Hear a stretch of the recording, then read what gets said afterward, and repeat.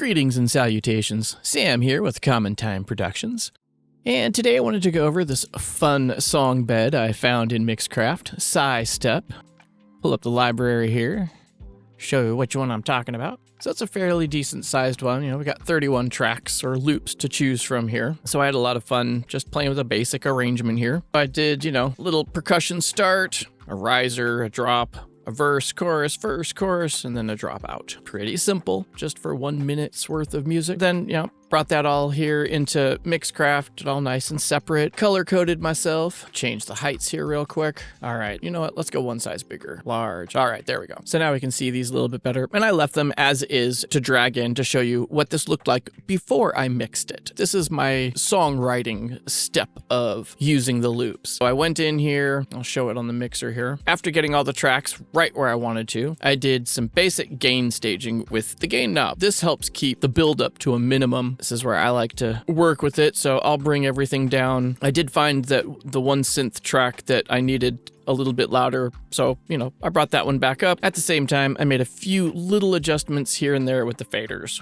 Not a lot. I tried to keep this as minimal as possible, and as you can see, we've got stereo tracks going on in here. I would go in and, during the mix process, I'll mono a lot of these out via the drum set. These are all the percussion elements, the drop, bass line, synth loops, all the way down to the lead line, hook synth.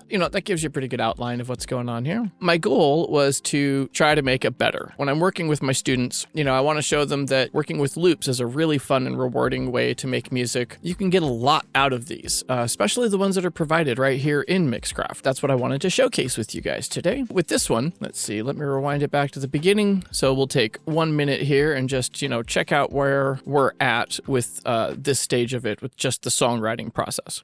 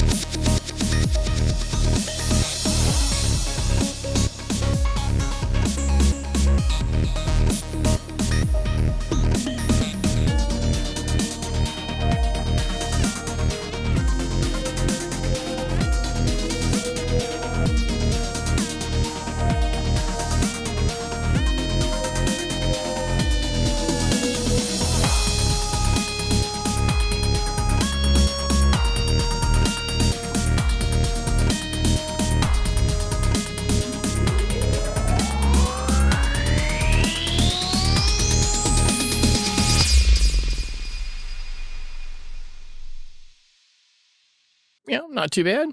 Just some fun stuff here with kind of a cyberpunk dubstep type of feel. This is where I got to with the writing stage. So this was just going to the loop library and thinking about how I was going to hold everything within my structure that I set out for myself. Then just, sticking to what was inside this particular loop bed and having as much fun as possible. With the crash, I did a couple of reverse things. I think even with one of the snare things, I think I used a reverse on it. And even with the crash, a reverse and into the hit and let it crash out. Let's double check that real quick. Yep, so yeah, just nice and simple. Nothing too difficult there. And everything should be provided for in the file that we've got linked to this. So you can open this up and see it pretty close to as it is here. There might be some minor differences with the fader levels, but that might be the only thing that's different. I'm pretty sure I snapshotted this at the exact moment right before I started doing anything so that you would have exactly what I was working with here. What I want to do though is to jump over to the mix session, which I did previously. And I used my Waves plugins for this particular mix this time. That was what I was feeling that day. Waves usually are my go-to. Wonderful. Okay, so here is my mixed version of the song. So let's take a moment and I'll play that for you. So hopefully I've edited this pretty close to the other one so that you can at least partially hear the difference. I'll also supply the MP3 files for you so that you can bring them up in your own DAW and look at the difference and hear the difference.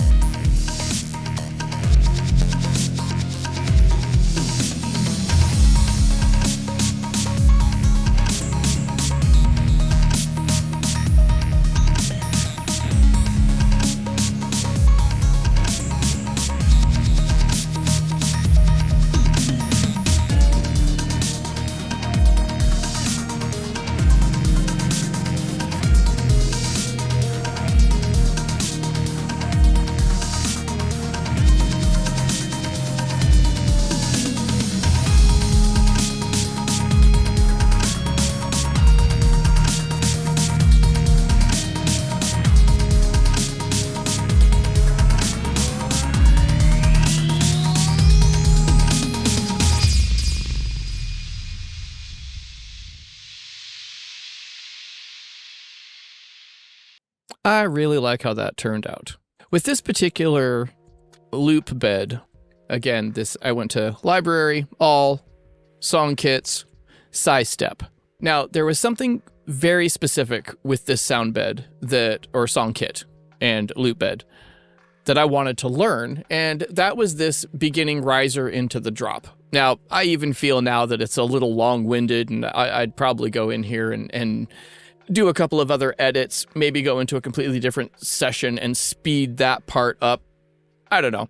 I'll see how I feel about that later. The thing that I do like about this is that I was able to learn and figure this out with the wonderful loops that were provided. So I was able to go through the library and figure out, oh, check this out. I've got a noise riser. I've got a rising gate. Everything that I needed was here. The different variations of the drops, and that I did have the crash hits, that I could do the reverse trick, and that they even gave us the snare build that I could do the reverse trick on as well. So all the different elements that I needed were already right here within the Songbed. All I had to do was do a couple of simple little tricks, some basic arranging in a basic song structure, and I had a fun track. Let me go over the mix real quick. Usually on my master bus, I don't use any processing, but what I do have is I'll have my PAS analyzer keeping a good eye on everything, because I like to keep my low end under control, and I try to keep my high end under control to, I don't want to damage anybody's speakers or anything like that. And I want to leave, if I'm working with anybody else, I want to leave some room for other things to go on, especially for mastering, a little bit of room at least. I have no processing on my master bus, but on each individual bus for each grouping that I've got on my drums, I've got VEQ and a limiter. Limiter,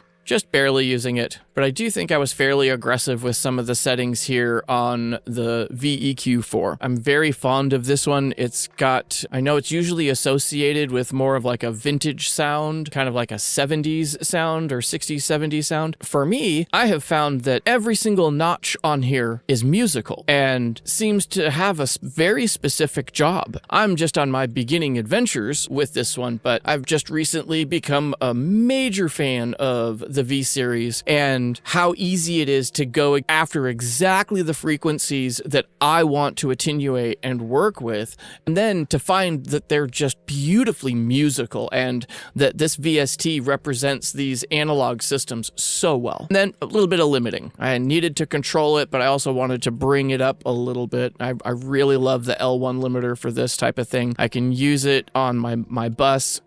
For this is my drum bus. So I've got all my other percussion under here. So let me get rid of the bus stuff there. On the reverse, I put an MV2. On the main groove, MV2. I like this because this mimics having a compressor that's taming your low end and a compressor that's taming the high end at once, and then with an output. So, this allows me to do a very quick workflow without having to dial in a separate compressor for each part of this to get that articulation that I'm looking for. The MV2 is one of my favorite go-tos when I don't have a whole lot of time to spend on a track, and I'm going for, I know that that MV2 is gonna deliver every single time. And as we can see here, let me make my tracks larger. With my mix session, other than the reverse noise riser, I monoed most of the percussion tracks, especially paying attention to the tom fills. I wanted a really good left-right stereo separation on that so it feels like it goes by. And then, of course, I like my hats a little to the side, audience perspective of a drum kit, and then to balance that out, I put those the clicks to the other side of the hats. I put the clicks, and so not a whole lot,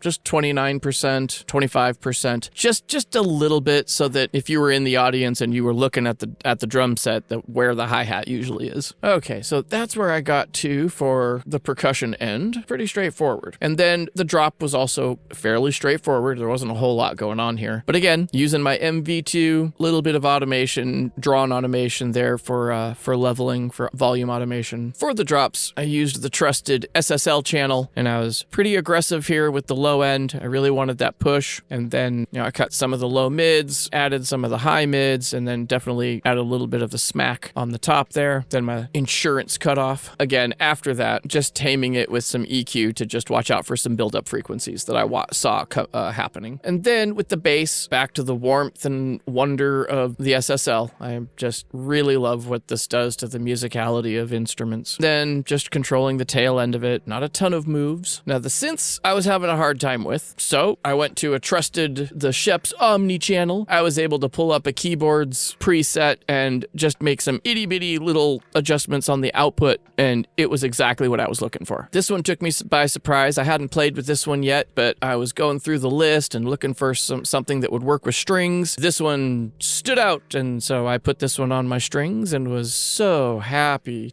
I loved what this did. And then with my bass, and that was the only thing that I added to this track, is I recorded a bass line. I think I got it in about 4 takes. I comped 2 of them together and I got the riff that I wanted. I think I cleaned up the timing with Melodyne a little bit. Then I went for my favorite amp simulator, PRS, the Supermodels bundle. I love the Archon. This has been a lot of fun to play with and dial in the way I would use my boutique amps in the real world, or at least how I did back in the day. It's fun how I can load up the type of speaker and cabinet designs that I want, mix and match, put it all together, and then get that tube sound that I want, just from the front to the end, get identical sounds to what I played with. And then my other favorite thing is I'll bring in Renax. Quickly we'll bring out some fun stuff. And then with this one, I used Room Verb to just pull out some fun stuff. I want a little bit of separation from the regular Room Verb that I was using for the whole thing. But, there's my glue, using an impulse response from Wembley Stadium, and just, ever so slightly bringing it in to the background of the mix, just to give it that air. And then again, using the VEQ, having a really good time with this one. I went right to the frequency that I wanted to bring out, and I was able to bring that out. This was just a basic, fun, quick mix with adding a bass guitar to some fun loops inside a song kit bed inside Mixcraft. So this was a fun track put together with just a basic song kit loop bed from inside Mixcraft. The next part that I want to show you is I took both of them and then I printed them so that we could take a look at them afterwards. Let me bring up that one. Okay, so here we have the 2 tracks, so pre and mix. Not a whole lot visually to tell us much of the difference, but if we listen to the pre,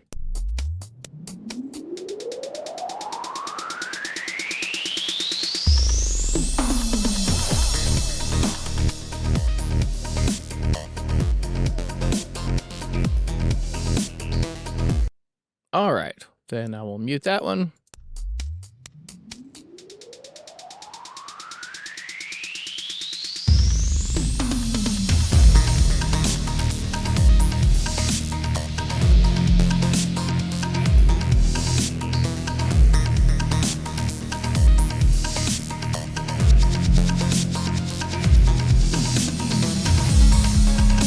Well, for me, you can definitely hear the difference with the addition of the bass guitar, bringing in a little more of the mid-range bass. But at the same time, we're hearing a little more clarity with the synths and the keyboards going on, especially, separating them into mono and getting a much better stereo spread. But we also can hear the difference that there is a lot less build up in the mid-range when we go and take care of those junk frequencies. So we go in and attenuate high-end, low-end, and mid-range on the tracks when appropriate, so that they're not fighting with each other. And then playing around, with the stereo field as well, going from 40 to 60 to 80% stereo width in left or right, and getting those synths and keyboards to sit in different positions. So they're in a different stereo landscape, with things changing these days. And, we're going to be moving from stereo experiences into immersive experiences with Atmos and all those other things. We're going to start to hear 3-dimensional music in a brand new way. And it's going to be a lot of fun to watch this technology advance and all of the fun adventures that we get to have with professional audio. So I hope you enjoyed this song kit from Mixcraft and from CommonTime Productions. Can't wait to see you guys again with our next video.